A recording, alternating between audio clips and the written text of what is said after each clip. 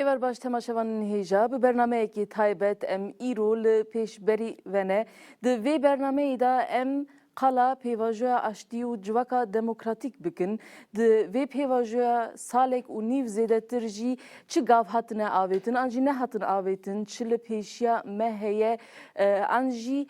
di rewşa herî nebaşta dikare çawa devam bike em bi mêvanên bernameyê nîqaş bikin. Îro di vê bernameyê de endama Akademiya Jinolojiyê Elîf Kaya bi me re li stûdyoyê wê hebe em ê mijarê bi hevdûra binirxînin. Dîsa wê ji Bakurê Kurdistanê endama înisiyatîfa Yekîtiya Demokratîk Gülser Yıldırım beşdarî bernameyê bibe wê ji Bakurê Kurdistanê agahiyên dawî nirxandinin di derbarê mijara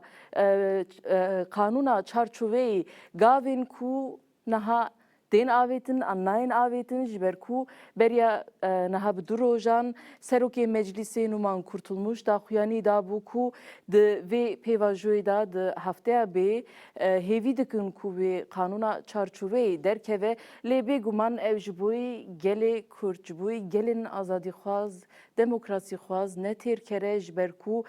em dixwazin bizanibin di vê çarçove kanûnê de di vê kanûna çarçoveyê de kîjan mijar têda cî bigirin kîjan wê têda cî negirin îşaret pê hatibû kirin ku ev kanûna çarçoveyê nayê maneya afûyekî giştî û tevgera azadiyê beriya niha gelek caran binxêz kir ku ev kanûna çarçoveyê an jî afûya giştî naxwazin ji ber ku tiştekî ku sûcekî pêk neanîne ku divê were afû kirin ji bo wê jî em van mijaran yek bi yek nîqaş bikin em xêrhatina mêvana stûdyoyê bikin. Silav Birêz Elîf,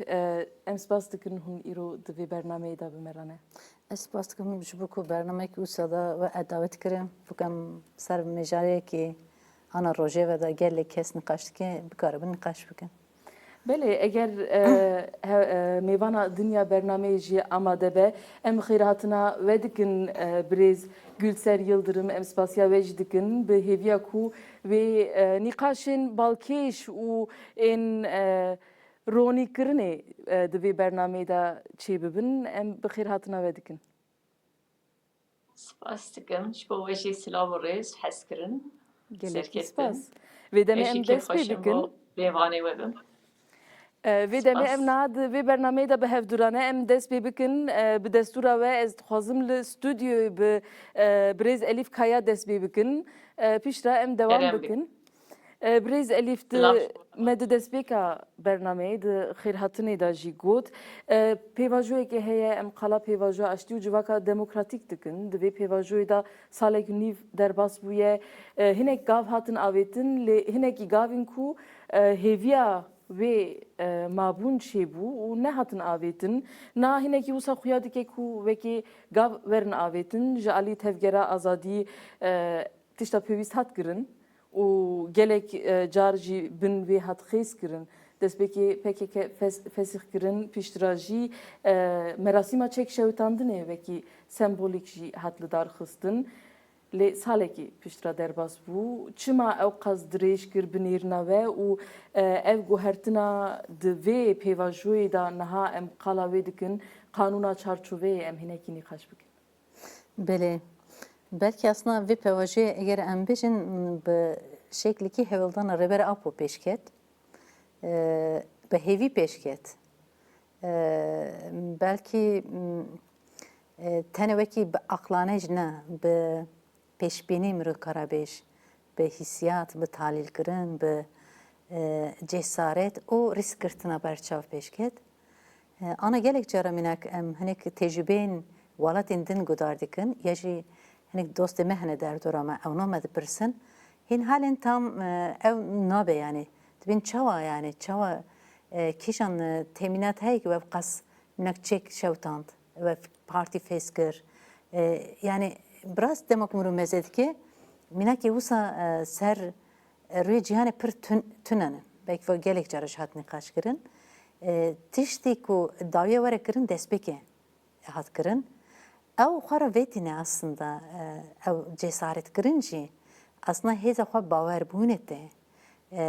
tu kadar tu çıkas haliki mafdari ve nişandı de biraz politika jenik usa yani jiyan realite jiyan xwandin û ser vê esasî tahlîl kirin ama gav avêtin bi demêra hinek gavên werin avêtin jî diyar kirin wê dixwaze di va pevajiyê hinek wisa dest pê kir bi rastî yani wê ji got minek bêjim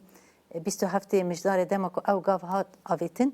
ew bangawazî hat kirin daha doğrusu. Yani destpêk biraz fêmkirina vê hinek vî alî da ew bû yani pirs hebûn ew hebûn ama ramê her tiştî ji bo ku rêbera po ew pevajû tahlîl kiribû û bêjim yapiya xwe jî hinek bawer e rexistina xwe ava kirî nas dike û pêwîstî guhartin ve guhartinê hîs dikir û alîk da jî wekî min gotî yani rojhilata navîn da şert û mercekî guherî û dîsa şert û mercekî bêjim êdî em roja îro tê da jî dixwast ku guhartinek ve guhartinekî bingehîn bibe. Ji bo wekê aslında gavên piranî ew ê avêtin yani tevgera azadî avêt rêbera po avêt tiştekî herî dawî kirin destpêkê hat ev kirin ew ku da bingehê xwe dikire minak tiştên dawiyê em bêjin were kirin tu dema dawiyê jî bikî hinek tişt henekî gorî xwezaya wê gerek werin gav avêtin. Baweriya xwe bi xwe re anî yani ji di nav gel de jî bi xwe re baweriyekê anî ji bo Bêguman yek jî minak ez bêjim tim digotin mijarên demokratîk nebûna Tirkiye sedemê wê işte bêjim sedemê wê terör e wisa bi nav dikirin hani nav nenûkê de ez bêjim ama dema ku partî hat fesîkirin dema ku deklarasyon yani hat deklare kirin ku çek şatin êdî şerê çekî hat dev jî berdan xwara ew sedem holê rabûn mecburek Türk gav bavêje devleta Tirkiye gav bavêje ku kanûna biguherîne tamam sedem rabû ve deme çi ma demokratîk pêşe demokratîk bûnê çi hey ew hat ew kirin di nav Tirkiye'de jî ew nîqaşê we hatin kirin rast ew belkî bêjim di polîtîkada bu pêşerojê jî belkî gelekî cara eservê were nîqaş kirin belkî minek ji were destkirtin bêjim demek tu dixwayî guherînî tu ê hemberî xwe çawa diguherînî ana Tirkiye jî mecbur e biguhere Tirkiye nikare asla berê de bimîne guhertin ya herî zêde ku da nîşan bibe kanûnekî were derxistinda yani kanûnên ku hîn halên wekî her tiştî yek dibêj yek ziman yek al yek ew her tiştî rêbazên antîdemokratîk meşru dike nikare bimeşe Tirkiye. Tirkiye mecbur e ku xwe biguherîne kanûnên hîn demokratîk derxîne û Türkiye bikeve rêyek din. Yani burada aslında tenê guhertin ve guhertina PKK ne ya tevgera azadiya Kürt ne heman deme de hêzek ku nav tekiliye de bêjim devleta Tirk jî mecbur dike ku guhertin ve guhertin pêş bixîne divir de biraz yani heya ana mezekin alî Tirkiye'de jî belkî gavên pir biçûk hatin avêtin ne ku ne hatin avêtin minek ava kirina komisyona bêjim gavek bû çûndin hevdîtin kirin belkî nîvceha bû ama dîsa gavek bû ama ya herî giring bêguman kanûnek derkeveye kanûnê derkevê jî hewceyê ku ew mijarên ku heya ana bûn sedem ku bêjim işte ew têkoşîn bi çekî pêş bikeve 5 sal an bahsa 5 sal dikin 5 sal ne 52 sal aslında şerekî têkoşînekî 52 sala ew sedemê wê xort nebûn qas nikare berxwe bide yani sedemê wê aslında sedemê hebûnê bûn hebûna gelê Kürt bû nenase hebûna gelê Kürt bû bindestkirina gelê Kürt bû yani eger van negre nava xwe azadiya jin negre nava xwe azadiya baweriya negre nava xwe nikare gav were avêtin ji bo yekê kanûnên ku derkeve jî hewceyek çerçevê wê rast berfireh be ama ana em nizanî bêguman kanûnê de çi heye çi tê nîqaş kirin ew jî belkî wek mirov hinek çawa bêjim kemasî ji mirov dibîne yani eger nebe şîrove cuda cuda derdikevin vî alî de bêjim tiştekî en azan teysandina wê raya giştî bû hinek ser ragihandina Tirkiye devleta yani hinek nêzê hikûmetê derdikeve ew dibe sedem ku hinek manipülasyon jî nav dane مرو demek rastya beş tam nizana مرو نکاره بجم تندرستی شروع بکن ویاری دا هنیک دوی استیده نها د هفدیتنا داوی پشتی نزی چل روژا هفدیتن ل امرالی چه بو پشرا شاندیا دم پارتیا امرالی پیاما ریبر عبدالله öcalan parve kir ez dixwazim li vê derê beşek ji vê peyamê dîsa parve bikim ji bo temaşevanan jî ji ber ku peyamekî ji bo pêşerojê bihêvî bû ji bo bi rastî jî mirov vê ji peyamê fêm dike di serê peyamê da rêber Abdullah Öcalan got biryardariya me dewam dike ku li gorî rihê banga 27 Sibatê gavê biavêje û pirsgirêkî di nav hiqûqa xuşk û biratiyê da çareser bike tevî ku em ew qas qala mîjûlkirinin dewleta Tirk dikin di vê pêvajoyê da gavên piçûk hatin avêtin lê hat dîtin jî di vê pêvajoyê hewldanên rîyên cuda jî hebûn eger ji ber ku di mînaka lûtkeya NATOyê da jî hat dîtin hinekî talûq bûyîn dîsa şerên din jî ên rojhilata navîn mînaka İran û Amerîka İsraîlê tê dîtin di vê navberî da bi taybet wisa mijûlbûyînekî mijûlkirinekî tê dîtin lê em bi berdewamî dixwazin ji bo qanûna çarçoveyê nîqaş bikin ji bo vê jî ez berê xwe bidim mêvana dinya bernameyê Birêz Gülser Yıldırım bi me re ye em dixwazin hêviyên wê jî bizanibin di derbarê qanûna çarçoveyê da li Bakurê Kurdistanê li Tirkiyeyê li her derê hêviyên gelan hene em divê xwe ji bo çi amade bikin di vê pêvajoyê da bi nêrina ve بله جارك هدن از و حسکرن و رئیساری سلاف دکم و دریاوره همو گلیمه همو کسین کو ایرو برنامه تماشا دکن راستی امنی کارم بیشن کو yani çi dema ko hêvî ve berîn ha wala elîşku ko serokatî mesela rêberê gelê Kurd hêviyê didê rast yani şwe eger ku ne peyamê wî bin eger ne em bibêjin motivekirina em bêjin rêberê gelê Kurd bê rastî jî gel dema ku desthilatdariyê şopînê iktidarê şopînê tu hêvî û tu bendewarî jê nabînî yani eva rastiyekê lê çi dema ku em bibêjin nava geldi em bêbaweriyek çêdibê û desthilatdariyê şopînê hikûmeta AKP devletê şopînê ku tu gavên berbiçar ku hêviyê bide civakê tê di nabînî eva rastiyekê lê ji ber vê yekê jî em bêjin ji xwe nîşaneya vê bêhêvîbûnê yek şey jî tecrîta bi ser rêberê gelê Kurd dimeşîne yani heger ku bi rastî jî civak wê baweriya samîmiyetê a samîmî a em bêjin ji dilbûnê ku dixwaze ev pirsgirêk bê çareserkirin wê demê em bêjin şertê yekemîn ji xwe ev tecrîta ku li ser rêberê gelê Kurd dimeşîne gereke nemeşîne yani gereke diriya diyalogê vekirî bê çûnû hatin hevê peyamê rêberê gelê Kurd bi tevgera wî re bi gelê wî re bi hemûsazî û dezgehên civakê aştîxwaz re demokrasîxwaz re ku bi rastî dixwazin ku ev pêvajo êdî biriya diyalogê çareser bibe ew kanal vekirî bin ew rê û rêbaz hebin ku ew deng ew em bibêjin motivekirin di nava gel û tevgera azadî û rêberiya wê de ew motiv ew bê şolandin yani ew evana bêhêvîbûnê didê lê piştî çil rojî jî em bêjin û demdirêjtir jî dema ku heyeteke dirê dîsa mirov dinere ku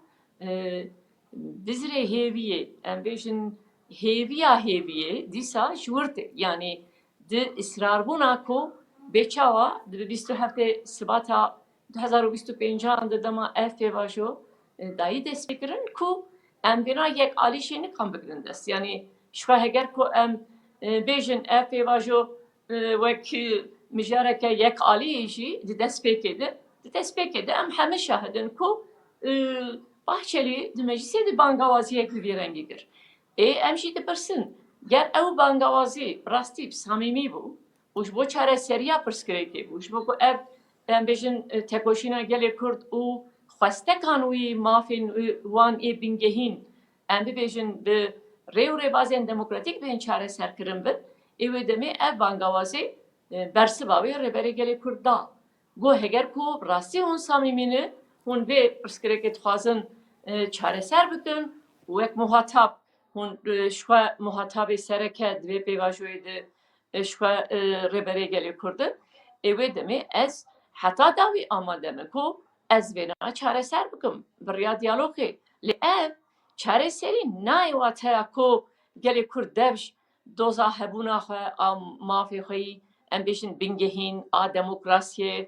آزادیا جواکی آزادیا جنی مافی خواه زمان ناسینا مافی خواه بینگهین حقیقت خواه بردای اف نبوی واتی لی ام چی قصدی نرن اوان سالونی وکه زیده تر در باس بوی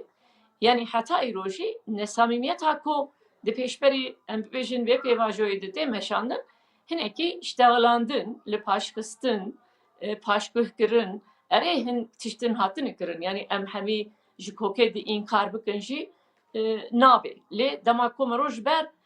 100 سال کومارا هاتی افراندن دی ام قیاس بکن مروف دکاره جبر وی کوماری بکاره بیشه کو اف تشتن هاتن کرن مروش ندیتی و گرکنه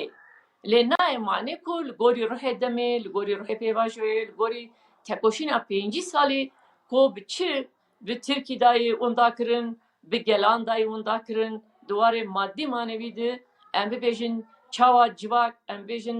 devirdi gelik tati eوندا کرن دموکراسیش دست چوی حقوقش دست چوی ام بیشن دواره آبوری ده جواک ام بیشن تک چوی اوانا همه چیش بونا کو شرایط پیشبری دوزا گلی کرد و آزادیا ام بیشن گود خوازه و وکی دنجی دموکراتیک بونا جواکی ام بیشن حقوقك موافق ام بیشن insani هری خزایشی دوی ولاتیم ام بیشن گو اوقات شر و پفچون سره همو موافق insani ام بیشن بینگهینجی دیکچون yani peşberi ve Rêz naji Gülser dema ez dixwazim li vê derê bi pirsekê bikevim navberê da ve qala rol û misyona civakê kir ji bo demokratîk bûyna civakê. Li vê derê di peyama dawî ya Rêber Abdullah Öcalan ez dixwazim carekî din gotinên wî bi bîr bixim. Gotibû ji bo pêvajoyek qanûnî û hukûqê dest pê bike ji bo şer û çek bi temamî ji devrê bên derxistin û ji bo rûpelekî nip û nû bê vekirin divê kî ji destê xwe çi bê bike ev jî peyamekê bangekî ji bo her kesî ji bo raya giştî ji bo siyasetmedar ji bo rewşenbîr ji bo hemû gelan e ji bo wê jî ez dixwazim vê bipirsim niha asta hêviyê di nav civakê di kîjan astê da ye û divê gavên di pêş da di nav gel da di nav hemû qadên civakê da bi çi awayê werin têşekirin نه راستی دما کو ام بحثا ام بیشن پیواژو چاپ سر بکوی بینگه ها مسئله شو evet پیواژو چاپ سر بکوی شو دسپیکا 27 سبات ده گوتنا ربری گری کرد آسرکه گوگر هگر درفتک می دوی دما کو به تفکر آزادی تکوشینا بیشن چکداری دا درفتا دموکراسی درفتا تکوشینا دموکراتیک هبویا بلکی ما حوجداری بچکا ندیتا لی تکوشینا 5 سالی تشتک دیاری همو گلان کرد همو گلی کردشی و گلی ترکیهشی و همو جهانی جکر کو ایدی دکاره گلی کرد دنگی خواهی کلانانشی برای خستنبون به آریواری حقوق دید و آری تکوشینا دموکراسی سیاسی دیجی دکاره دوزا مافی خواهی بینگهیم بگه دکاره خواه برای خستن بگه دکاره همو کلانین ولاتی خواهی اولو ترکیه دنگی خواه بگلین دن رو و همو گلین امبیشن کردستان و ترکیه رو به دناوا آهنگی که یکیتی لسر اساسی وکوی لسر اساسی آزادی به هر تکوشینا دموکراسی و آزادی بکی جبر کو ام دزانن اف تکوشین و بخار چاره سریه که سرکفتی بینه یعنی بانگوازی سرکاتی دما کو ام دبینن جخوا بانگوازی اوی جی سیستم زیدتر ji devletê ji desthilatdariyê zêdetir ji bo gelê ji bo tekoşîna em bibêjin hêzên demokrasiyê hêzên aştîxwaz e hêzên em bibêjin ku aşîtiyeke rûmet divê civakê di welateke demokratîk dixwaze welatekî em bibêjin جیانێکە لەسەر ئەساسێ حرمەتا پێشبەری هەv ناستەما هەv زمانê hev mafê hevî bingehîn inceh aşîtî di ser van esasa pêk were vê bangewaziyê ji bo wê jî li van hêzê civakê dike ku gereke tekoşîn di asta herî jor de vê xurtkirin birêxistin bibe ku devletê desthilatdariyê mecbûrê avêtinê bike ji bo vê yekê em dizanin yani cibinê ku em îro digirin jî em nirxandinê ku em bêjin wek sazî û dezgehên em bêjin Kurdistanê û hemû Tirkiyeyê jî îro hemû nîqaşê gotindirê xwe de têkirin em dizanin ku ev bangewazî ji bo hemû hêz û dînamîk û jin ciwan û beşên civakê ê ku aştiyê dixwazin ê ku demokrasiyê dixwazin ê ku azadiya jinê dixwazin ê ku bi rastî jî bixwazin ku welateke bê şer û pevçûn bi zanistî bi hev re jiyaneke bi hurmet em bibêjin li ser van dînamîka wê pêk were ji bo vê yekê jî çi dema ku em bibêjin pergal em ji desthilatdariya heyî dixwaze ku vê derfeta hatî afirandin bi rastî cana dema em dişopînin li gor tecrita gotêkirin jî mirov wê dibîne ku heger ku bi dest wan tenê bi tu berde yani bi dest iktidarê tenê bi tu berde vê pêvajoyê li gor şer û mercên ku îro rojhilatana vî jî tên meşandin dîzaynên nû got destê em bêjin desthilatdariyên navendî bû dîsa dixwazin xurt bikin li van hema dema em tînin bahertû em dibînin ku ne gelkî ne ji dil nêzî pêvajoyê dibin ji bo vê yekê jî gereke em pişta xwe nebidin desthilatdarî û gav avêtinên wan em gereke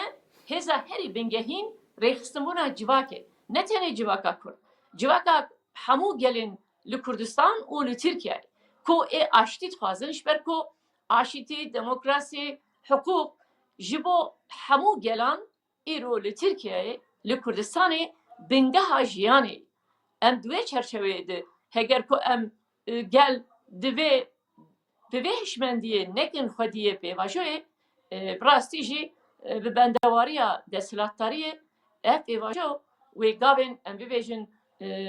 gotê xwestin û li gorî demê bi wî ruhî wê bi ser nekeve ji bo vê jî lê em dibînin ku ew hêviya herî xurt hêviya ku civakê motîve dike her ji rêberê gelê Kurd de her daxuyaniyeke xwe her bangewaziyeke xwe bi çi qasî bi vê pêvajoya guhatî destpêkirin û dayî destpêkirin re çi qasî samîmî nêz dibe tevgera azadî jî tevgera azadiya gelê Kurd jî ew wad bersivê jî li gorî em bibêjin heqîqeta wê û layîqî heqîqeta wê jî bersiv dide û hemû sazî û dezgehên Kurdistanê jî em bibêjin ê girêdayê ku bi rastî aştîxwazin û siyaseta demokratîk bigirêdayînin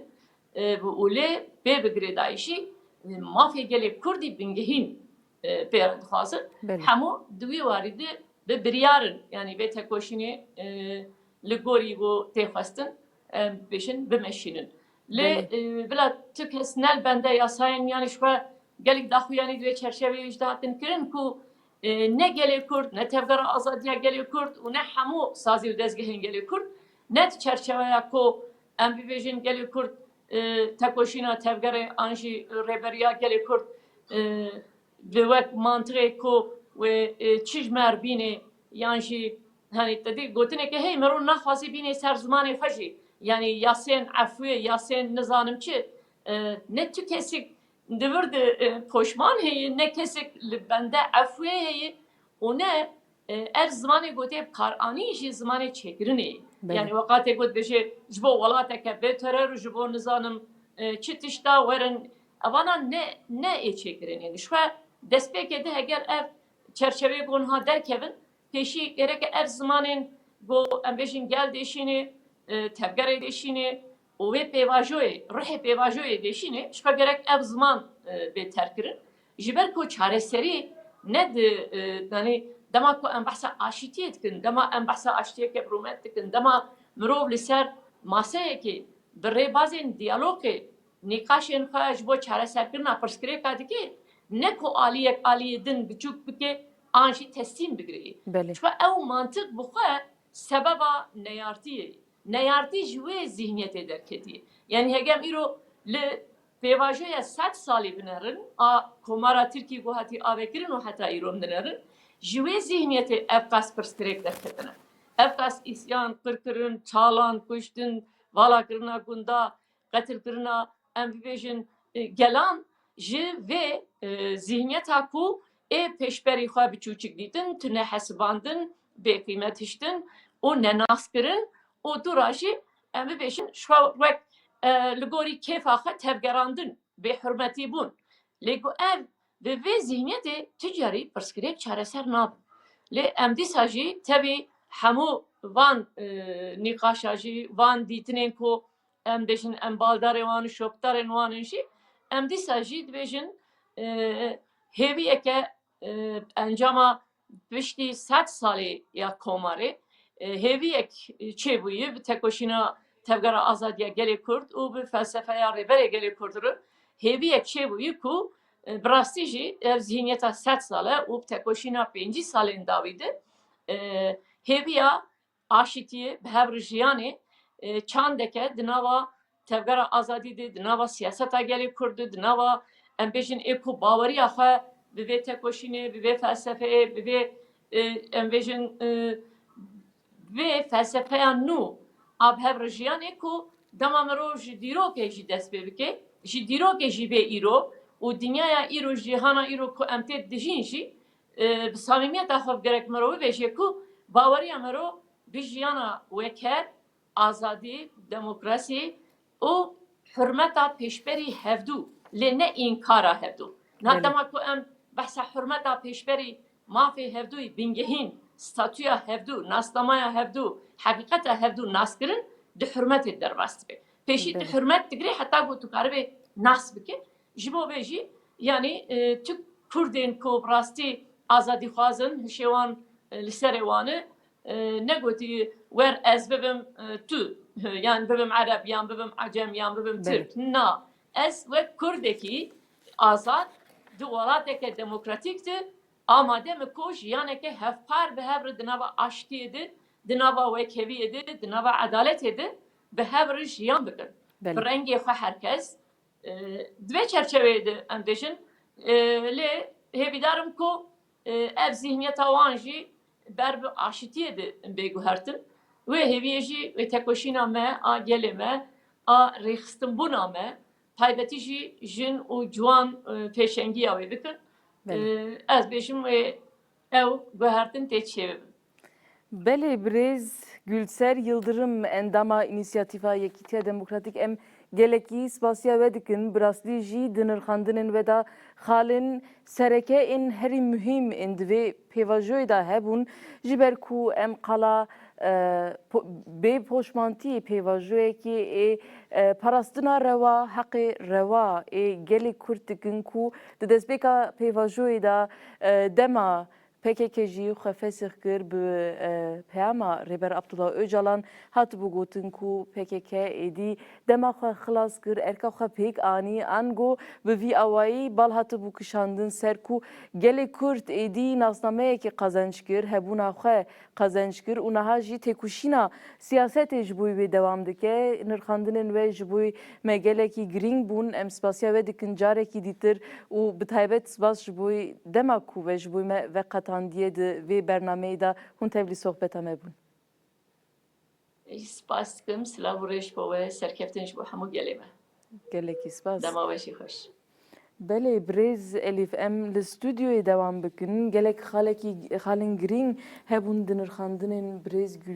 Gülser Yıldırım da niha bi me re parvekirin xal bi xal hemû girtdest û rastî jî girîng bû em jî li vê derê dewam bikin. Di mijara Afûyê da me di destpêka bernameyê da jî gotibû Birêz Gülser Yıldırım jî balkişand ser ku tiştekî ku gelê Kurd ji bo wê poşmane nîne ji ber ku mafê xwe bingehîn parastiye ji bo wê şer kiriye, têkoşîn kiriye û heta îro rojê hatiye êdî derbasî merheleyekî nû dibe. Lê ew ê di pratikê da bi çi awayî bibe eger hîna jî neyartiyekî bi vî awayê dewam bike. Belê. Belki ana gelekî caran nîqaş dema tê kirin jî tam afû jî nene aslında. Hatta gerek caran wisa şiyarî tê kirin divê berejî di dîrokê de Emistanî gelek cara ji bo ew wek bangavaziyekî, wekî pişmaniyekî qanûnekî wisa derxistin. Ana çerçeve yasa hevî dikim tiştî wisa nav da nîne nebe yani eger ku hevkirinek hebe ji xwe wisa nabe. Di pişmaniyê de çi heye dibê te qebahetî kir pişman bibe yani vegere ewa xwe were carek din bi wê sûcdarî ez afû dikim were tevlî min bibe. Ew biraz bêrûmetkirinekê ye. Yani dest ji rêgezî xwe berde. Dest rêgêj berde lêborîn bixwaza û ez pişra te tevlî ev ê bikim bi şeklekî bêrûmetkirin e. Kesên ku bêjim dozekî mafdar, dozekî jiyanî aslında kendi Kurdak têkoşîna wan rêwa yani kemin yani biraz têkoşînek pir rêwa ye. Têkoşînê hebûnê bû wirda dayatmayekî wisa bêrûmetkirin e. Afû kirin jî aslında hinek dişibevê xwazim her dik jî hinek ev bikim. Afû kirin belkî Türkiye'de gelek cara ji aslında qanûnê afûkirinê derketine. Wirda jî devlet xwe wekî astekî datîne dibe tamam tasûj dikir ez te afû dikim. Wirda jî aslında tam ew nîne. Lêbelê gor pîşmaniyê hinek hîn erê. Yani ama belkî afû kirin ser vê sasî bere ev kirin her hemû hêz hev afû bikin hev qebûl bikin yani ser vê sasî hevkirinek were dibe ku hinek hîn baştir cê xwe bigire. Ana tiştekî te nîqaşkirin jî ez wisa ew dikim ku afûkirin yani yasayê afûkirinê nîne. Ew ne mijare de yasayê ku bêjim yani kesên ku aslında hinek ser vê sasî sankî nîqaş piranî hey rexistinekî xwe fesî kirî aslında çi qanûnî yaptırım gerek nebin. Ser vê sasî hinek tên destgirtin. Di vir de jî bêjim mafê hinek çandinî, mafê hinek nasname mafê hinek demokratîk bûn aslında wana hinek pêş dixîne. Ji bo yekê dema ku ev bibe bu pêvajoyê yani ana wek me gotî navarok em hîn nizanî belkî Ayşegül Doğan îro daxuyanî da bi got işte roja duşemê belkî kök yasa tê gotin em ê wê nîqaş bikin partiyê de re belkî dema ku raya giştî re hat paykirin mirov hinek navarok wê hîn baştir bibîne ama ana em hîn navarok nizanî biraz belkî işte tevgera azadiyê jî gelek cara nirxandin daxuyanî da got agahî me nîne. Ama Nihat tişta ku em divê vê jî fêm bikin di medya Türkiye yani jî nêzî hikûmeta Türkiye ve jî balkişand bû ser hinekî îtatên kirin qala siyasetmedarên ku li Avrupayê bicîbûne û vegera wan û her wekî din mijarên wisa tên avêtin holê em dikarin wisa bêjin ji ber ku rojevekî ji aliyê Dem Partiyan jî ji muxataban bi xwe tune ye nehat vekirin lê eger mijarekî bi vî awayî tê derxistin gavên wê ên fermî divê bi çi awayî bibe ji ber ku em qala bi hezaran girtiyên siyasî li Tirkiye dikin. Em qala bi hezaran kesên ku sürgün hatine kirin êdî nema dikarin bi taybet li Bakurê Kurdistanê bi giştî li Kurdistanê jiyana xwe bidomînin ji ber zextan êdîne çarman koç bibin bi vî awayî wê divê çawa bibe em dikarin esas ser vê nîqaş bikin ne ser vê ku çi heye ji ber ku di holê da tiştekî fermî nehat ragihandin tenê hêviyên serokê meclîsê hebûn û îro jî daxuyaniya Ayşegül Doğan hebû lê dîsa jî îddia hene beriya niha jî rêber Abdullah Öcalan ji bo Maxmûrê peyam şandibû dîsa ji bo kesên ku li diasporayê jiyan dikin jî peyamekî hebû ku di vê peyama xwe de jî gotibû di encama zextan vegeriyane û di vê pêvajoyê de divê encam bi vî awayî be ku herkes bikaribe bi awayekî azad li welatê xwe jiyana xwe bidomîne lê bi çarçoveyekî qanûnî dikarê çawa were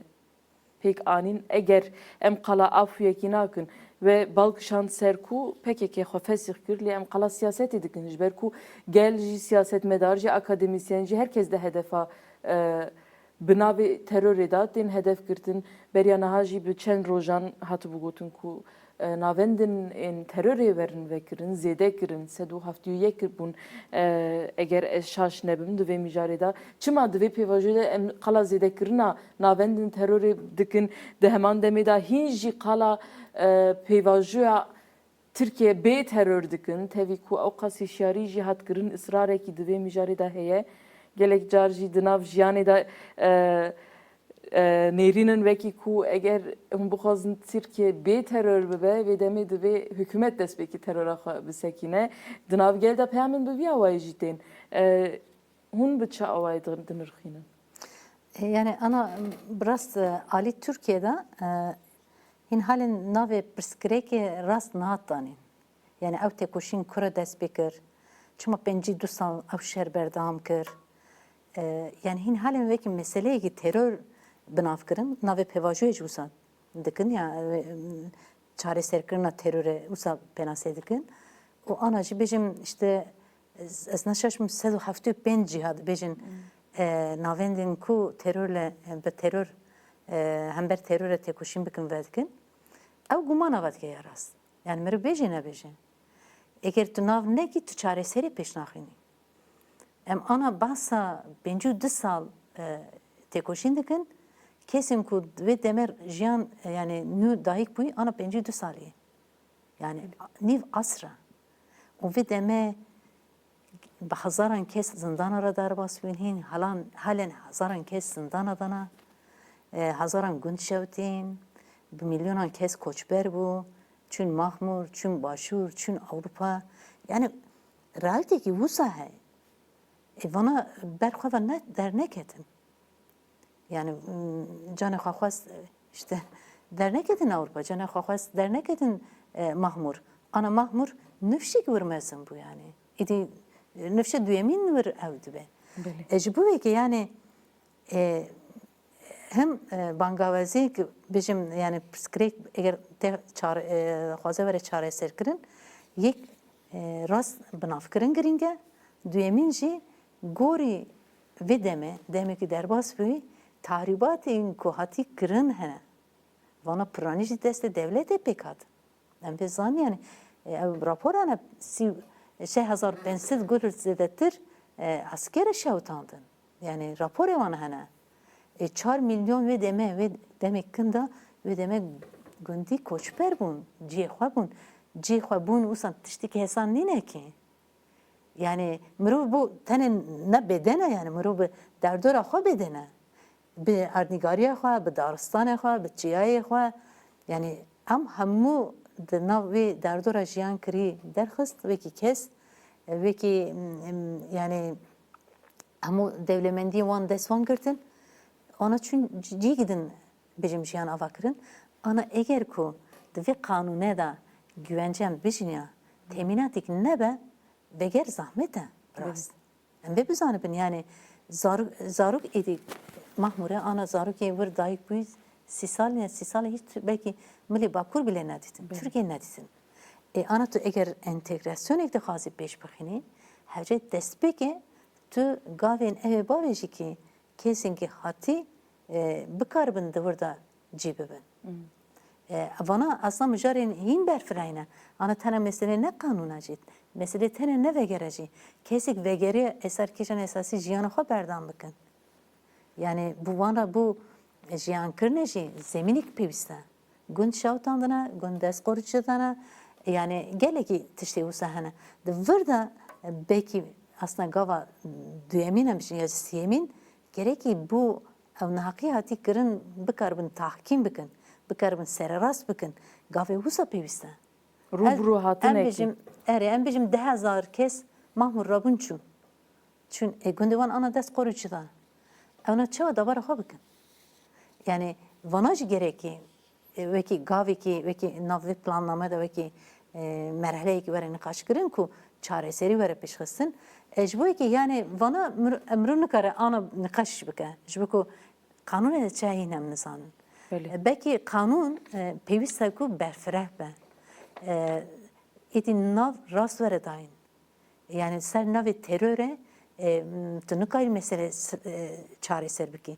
Ez vê bêjim mixas gava denî jî belkî hinek pirsê we de jî hebû. Rêbera bu çima ısrar dike? Yani ramê her tiştî minek sîv çar roj qet bênaber ev hevdîtin tune bû. Nêzî çil rojî Çil rojî ama ramê ve dîsa jî gav hat avêtin rêbera bu çima gav davêje? Rêbera bu her daim ev got. Got pevajiyek em tê da aslında gelek kes hene ku ser şer bercevendî wan hene. Di nav devletê de jî hene. Em çiqas hewl bidin, em çiqas gav bikaribin bavê jin em wan bê tesîr bikin vê dem em dikarin ser bikevin. Hewldan piranî ser vê esasiyê bû ku bikaribin gavekî were avêtin û derfetê aşitî were avakirin. Ama eger ku gavên duyemîn, sêmîn xizmetî vê neke alî Tirkiyeyê ev demdirjî nike berdam bike. Wek me gotî yani kesên mamûr hatine ku da çî bibin? Çawa cî bibin? Ewropa hatine çawa cî bibin? Eger ku bêjim ana hepse hîn hezaran kes hindirday. Bêjim minek bêjim Selahattin Demirtaş hindirday. Bêjim heval Remzî Kartal çû, heval Zübeyir Aydar çû dikare siyaset bike. Aynı şartı merce. Gerek van hemî gav bi gav hev tamam bikin. Kanun vana hemî bikire navaxa. Yani ne tane bêjim ew dike. Vê zû da aslında hey. Bêjim dema ku çalekê çek şavitan dine de aslında armanc ev bû. Yani me çek êdî devre derxist bira bingehekî kanûnî were amade kirin ku em bikaribin bizivrin. Ser da salek zêdetir wext derbas bû. Sarık çend mene. Hin halen îro sibe hin halen derneketi. Hevidarım. Yani bu daxuyane daviye numan kurtulmuş wan gotî Dem Parti daxuyane wan da sanki saxiyet ki gav ten avêtin. Ama navaruk tabii ki em bibînin pişim rûzgarên qeş bike. Ez hevî dikim ez vê bijim. Ew kanûnekî were derxistin hewceyê ne ser navê terörle mücadele be. Hewceyekî pirsgirêkê ku 5 sala hatî jiyan kirin hebûna gelekî tune hezband ew bi sedem ku bi hezaran kes, bi milyonan kes vê pevajiyê bandor bibe, şehîd bibin, koçber bibin, zindanî bibin û hewceyekî viya sere rast bike.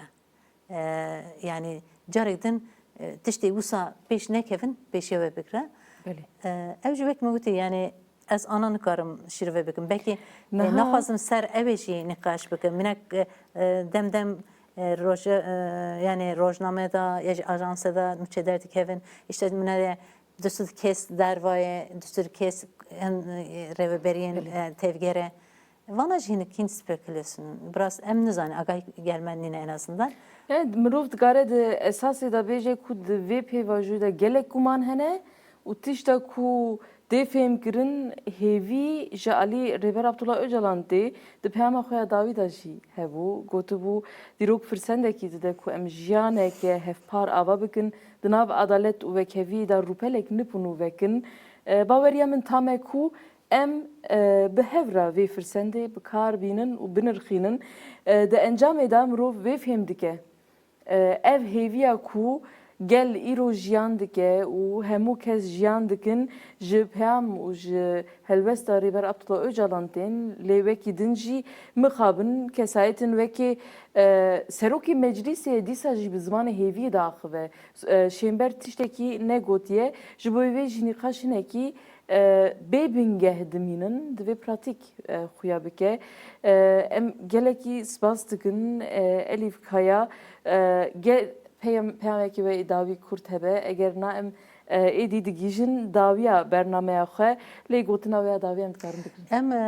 biraz geliyekî pir dîrokî derbas dikin. Hêvî pir girîng e. Hêvî belkî rêbera gotinê xwe heye.